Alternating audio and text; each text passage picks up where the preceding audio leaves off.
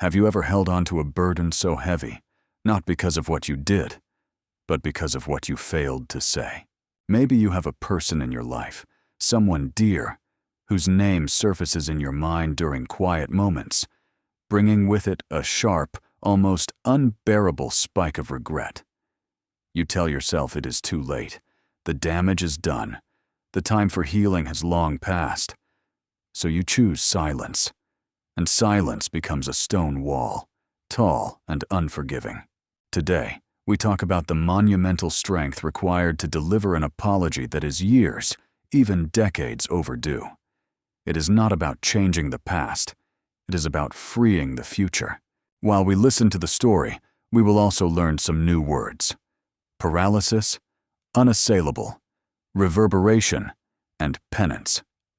Ethan Miller was a man of steel and glass. At 45, he had built skyscrapers that scraped the humid air of Miami and sleek museums across the Pacific Northwest. He was successful. By all quantifiable metrics, he was an American dream realized. But inside the architect's polished shell, there was a tiny, persistent fracture. That fracture belonged to Willow Creek, Vermont, the town he had fled 20 years earlier. He was back now, not by choice, but because his mother had insisted he finally clear out the old family farmhouse before the winter snows hit. The air in Willow Creek smelled like crisp apples and damp earth, a scent that carried him instantly back to being 19 years old. It was the scent of Clara. Clara Hayes had been Ethan's North Star. They were inseparable, dreaming up impossible futures over cups of watery diner coffee. Their plan was simple. Ethan would apply to architecture school in Boston. Clara would attend the local college and save money to open a small bookshop, a cozy space filled with stories and light. But the year they turned 20, Ethan received a life-changing internship opportunity in New York City. It was a massive leap, requiring him to leave a year early. Clara was heartbroken, not because he was leaving, but because he demanded she abandon her college path immediately and move with him, stating that her dream of a bookshop was small and foolish compared to the grandeur of his architectural future. "My dream is unassailable, Ethan," she had whispered, hurt turning into defensive anger. "And yours requires me to disappear." Ethan, driven by the hot, sharp spike of youthful arrogance and fear, responded with words that were unforgivable. He called her unambitious. He accused her of wanting to anchor him down to a boring life. He said that if she truly loved him, she would prioritize his success. Within 10 seconds of those words leaving his mouth, he felt the sickening drop of immediate regret. But before he could take them back, Clara was gone. She walked out of the diner, leaving the coffee untouched. Ethan chased her for a block, then stopped. Pride, that brutal gatekeeper, slammed the door shut. He told himself that she was too sensitive. He told himself she would call. She never did. And neither did he. The days bled into weeks, the weeks into years. The potential embarrassment of being rejected after such a long silence created an emotional paralysis that kept his phone battery dead to her number. 20 years later, Ethan sat in the dusty living room of his childhood home, surrounded by boxes filled with forgotten history. The silence of the farmhouse amplified the noise of his conscience. That afternoon, he bumped into Mrs. Albright, his retired English teacher, down by the town square. Mrs. Albright, 80 years young, still had eyes that saw straight into the deepest corners of a person's soul. "Ethan Miller," she said, her voice warm but firm. "You look like a man carrying the weight of a stone wall on his shoulders. A very old, very heavy stone wall." Ethan felt caught. "Just sorting things out, Mrs. Albright. Dust and memories." "Ah, dust and memories. They are the same thing, dear," she replied, linking her arm through his. "My late husband, Thomas, he loved stone walls. We had this decrepit old fence line on our property, almost 1,000 feet long. It was just a tumble of rocks.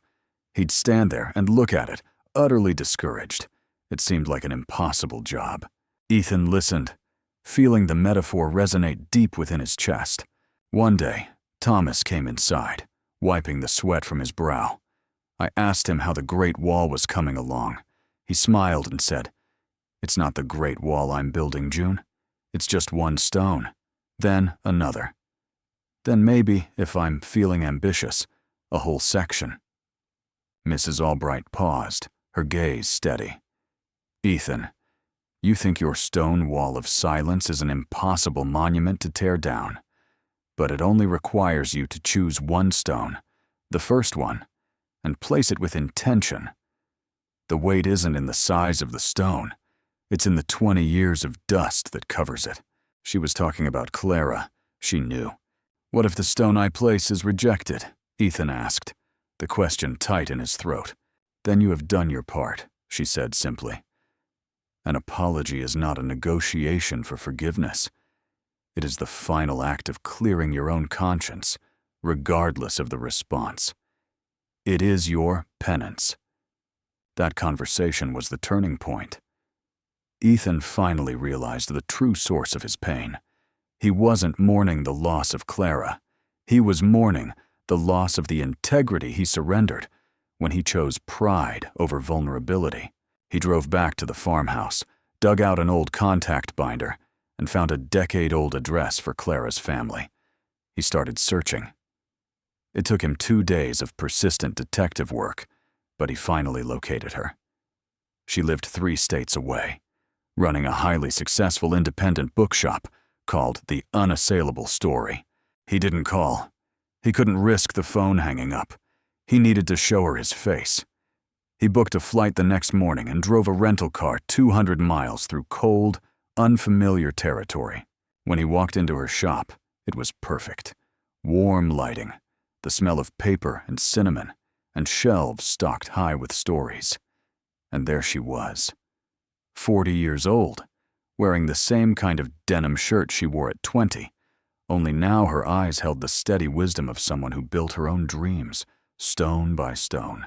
When she looked up, her expression shifted from professional courtesy to stunned recognition. The color drained from her face. "Ethan," she said, the name sounding like a whisper of steam. He walked toward her, not rushing, giving her space.